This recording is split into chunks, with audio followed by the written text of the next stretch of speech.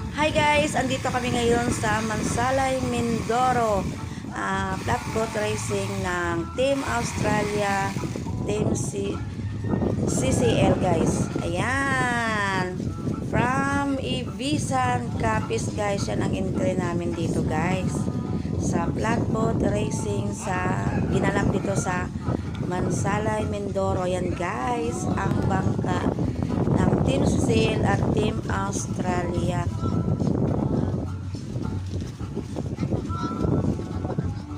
Yan guys, sa iba't ibang mga entry din guys, galing sa ibang lugar guys. Ayan, mamaya kasi guys ang labanan nila. Kaya good luck sa mga